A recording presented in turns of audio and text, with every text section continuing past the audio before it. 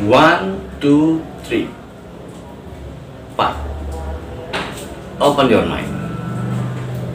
Pada kesempatan ini kita akan berbicara soal Imlek, diskriminasi dan wajah bangsa Indonesia, dan bagaimana dinamika budaya Imlek, tradisi Imlek dari etnik Tionghoa saudara kita juga.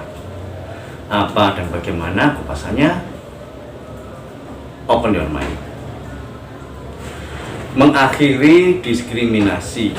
Sumber editorial Media Indonesia 23 Januari 2023. Perayaan Tahun Baru Imlek 2574 diwarnai sukacita segenap warga etnik Tionghoa di tanah air.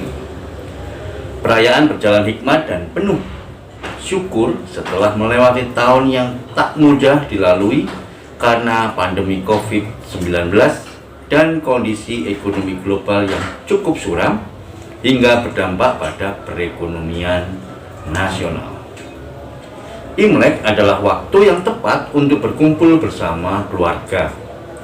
Warga Tionghoa berdoa kepada Sang Pencipta agar diberikan kesehatan dan kemakmuran. Imlek menjadi momentum menguatkan keberagaman, toleransi, solidaritas, dan gotong royong. Indonesia yang sedang memulihkan kondisi perekonomian yang terpuruk akibat terjangan badai pandemi membutuhkan partisipasi segenap elemen bangsa. Partisipasi yang tak perlu lagi memandang etnik, agama, warna kulit, adat, dan budaya. Mosaik keberagaman nan indah merupakan modal sosial untuk segera bangkit menuju Indonesia maju yang menyejahterakan rakyat dan disegani oleh bangsa-bangsa lain di dunia. Sukacita Imlek adalah sukacita kita semua. Perjuangan warga Tionghoa untuk bisa merayakan tahun baru tidaklah mudah. Jalan terjal berliku harus dilalui untuk merayakannya secara terbuka dan penuh kehangatan. Presiden Soekarno sempat memperbolehkan perayaan Imlek. Namun pada era Presiden Soeharto selama 32 tahun, Imlek dilarang dirayakan. Barulah Presiden keempat Republik Indonesia, Kiai Haji Abdurrahman Wahid atau yang akrab disapa Gus Dur, memiliki keberanian politik untuk memberikan keleluasaan bagi warga Tionghoa merayakan Imlek.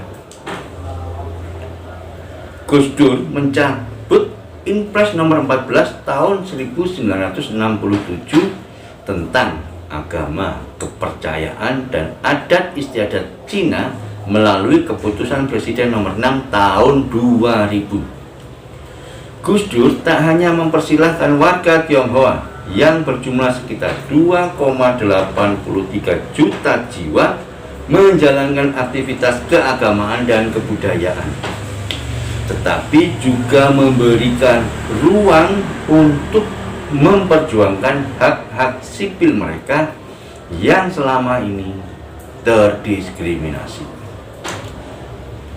Bapak bangsa ini memilih Kwi Kian Gi yang berasal dari etnik Tionghoa untuk menjadi Menteri Koordinator Bidang Perekonomian kala itu.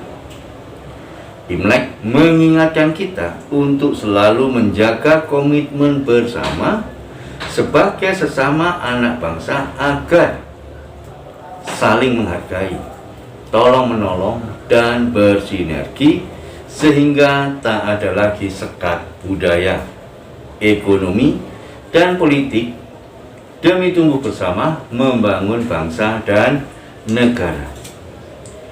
Tak ada lagi terminologi pribumi dan non-pribumi. Terminologi primitif yang hanya bersandarkan asal-usul, bukan pada karya dan dedikasi kepada bumi pertiwi. Terminologi pribumi dan non-pribumi hakikatnya diskriminasi terselubung. Namun patut diakui, hingga kini warga Tionghoa masih terdiskriminasi. Sebagian anak bangsa masih memberikan stigma kepada etnik Tionghoa. Tak mudah memang menghapus label buruk tersebut. Diperlukan keberanian, ketulusan, dan kesabaran untuk melenyapkannya dengan berbagai instrumen yang terukur. Kini, pemilu 2024 menjadi kesempatan bagi partai politik dalam mengakomodasi warga keturunan Tionghoa untuk berpolitik, berjuang demi mengubah wajah Indonesia agar lebih beradab. Indonesia tanpa diskriminasi. Itu tadi kupasan soal Imlek, Tionghoa, dan Indonesia beradab.